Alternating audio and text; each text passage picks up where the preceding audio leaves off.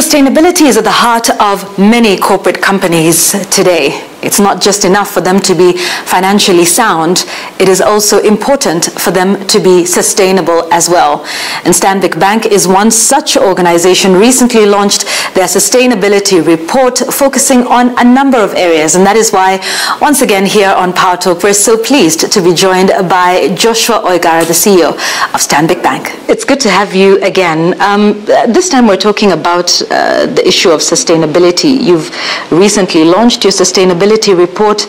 Talk to us about sustainability development and why this is so important as a core strategy for Stanbic. Yvonne, thank you. This is the second year we are putting out the outcome in a scorecard. I'm very reminded that the world requires much more impact from institutions and businesses especially. And if you look across the world, smaller enterprises, young generations, they're seeking for more accountability, environmental friendly policies, and social governance. And those issues is largely what you're trying to do in our ESG principles. So what we've done this year is to kind of deep down on what you're trying to achieve. And I'll just summarize in maybe just 3 areas. Job creation and enterprise development remains a real challenge and a catalyst for our market. We're looking at investing more in infrastructure and enhancing our just energy transitions by becoming much more green, and you will see tell the numbers much later. We're building much more climate resilience investments and funding from the bank perspective, and then enhancing financial inclusion through the empowerment and training we do for either human enterprises, women entrepreneurs. We disbursed 20 billion shillings to those businesses over time.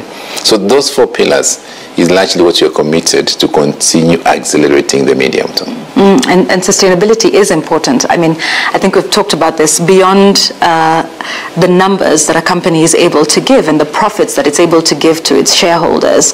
Why is sustainability in general, not just for Stanbic, an important aspect for the private sector?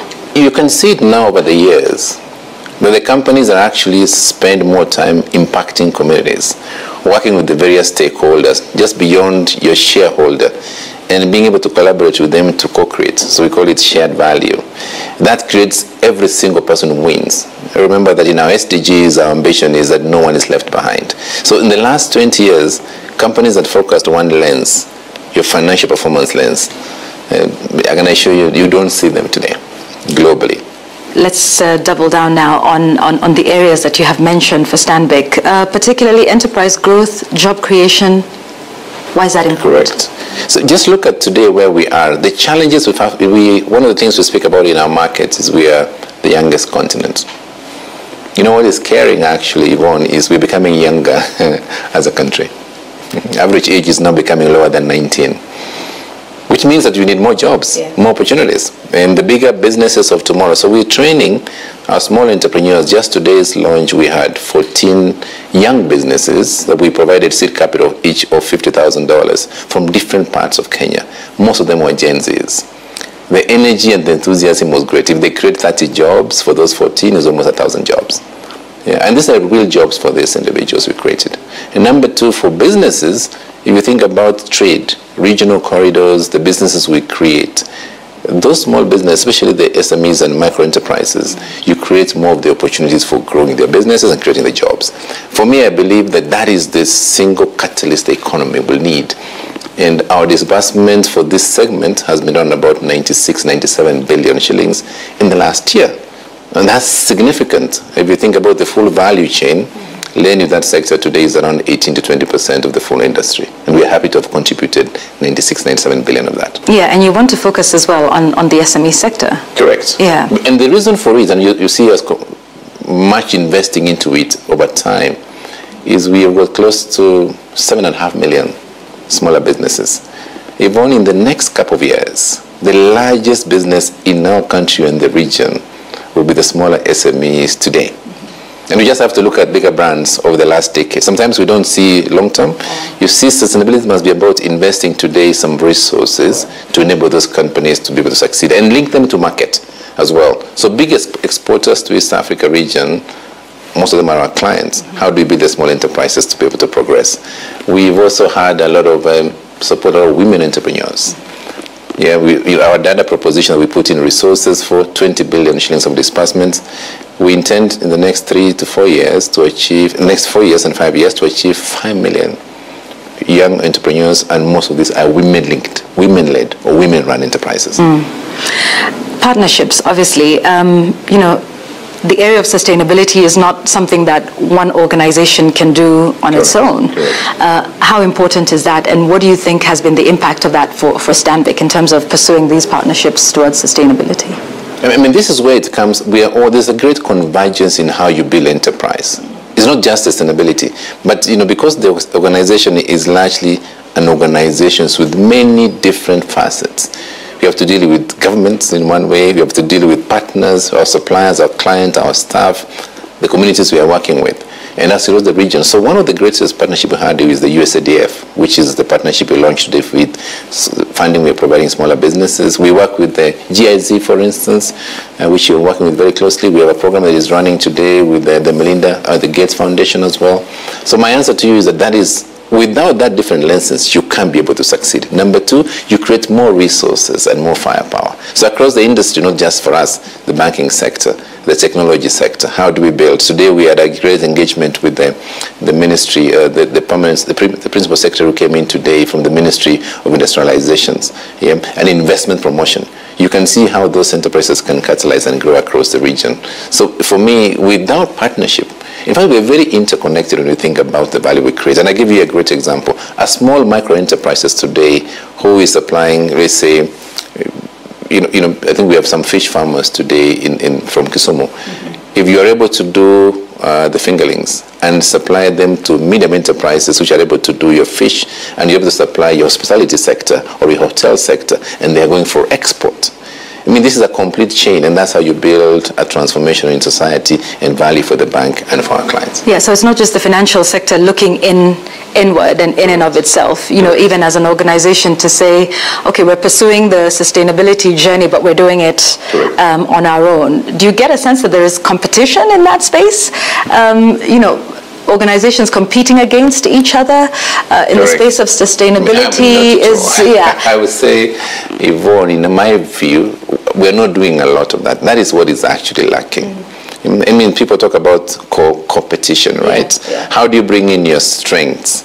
I mean, and really let's think about sectors like agriculture today. I'll give you some data points across the industry. In agriculture, that total lending portfolio is around 3 to 4%.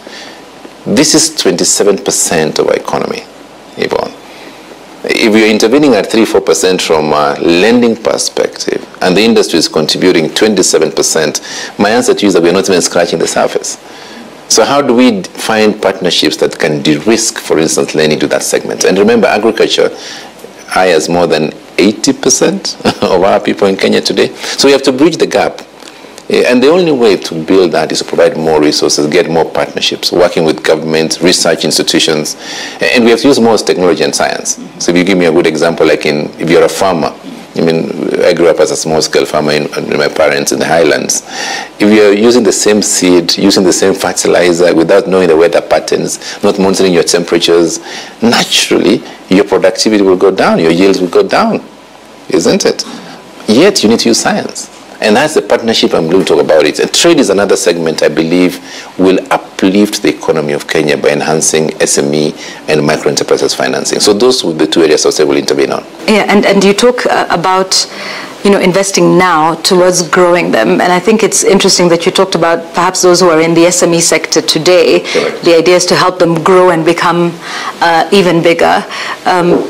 How much of that is important in terms of the lens of sustainability, you know, looking forward and investing in now? You know, you've mentioned agriculture and the SME sector. What are the other sectors that you see ripe for investment today that will reap the benefit in the medium to long term? Yvonne, this is perhaps one of the most consequential conversations you can have in this decade. So today we spend so much time focusing about the short term. Everyone wants returns tomorrow. Yeah, and I can assure you what perhaps we need to have a reset in our conversation is what does the next 10 years look like? Yeah, I mean, not just Vision 2030, which was now, you know, we have a few years to go, but it was set up more than 20 years ago. Yeah, the conversations we need to drive much more, and Stanbic is driving, is can we have a lens of 10, 20 years? And very few of us, unfortunately, have that lens. We are very impatient. The humility and grace has disappeared. So manufacturing is a good example. Massive opportunity for us to become export-oriented in the region. Today, it's less than 7-8% of our GDP. And for us to really make impact and scale, it needs to be 15% of our GDP. We can lend to that segment, right? Yeah. We can provide credit to that segment. That's where SMEs come in. But you can see it's been dropping over years to years. Energy is another area we're investing significantly. So not just transition to green energy, but affordable energy. Yeah, in a way we're putting a lot of resources through solar, through wind investment in the market. And then obviously you have to think about, so those are the sectors, I would say, energy, industrializations, manufacturing, and then trade, and then agriculture. So my view is, and I've looked at a few businesses, if you think about Kenya and the region, smaller businesses of today, Yvonne, could become your bigger millionaire businesses and potentially the billionaire businesses for the next 10 years. And where do you see Stanbic in all of this? So we are excited as a bank because we are interconnected already. This conversation we're having today, Yvonne, you can have it in Luanda, in Angola today. You can have it in Lilongwe or even Lusaka. Same conversations. Our problems of the continent are very much similar. And so what we see is, if you think about our commitment of growth across the region, we want to become much more significant, building businesses for small, medium enterprises as priority, investing in infrastructure and trade as well to be able to bring resources for them. And that's what Stanbic should be, a partner for those businesses, for enterprises, for governments, and for communities to scale. Well, thank you very much for that. That's been our conversation with Dr. Joshua Oigara, the Chief Executive of Stanbic Bank, Kenya and South Sudan, here on Power Talk.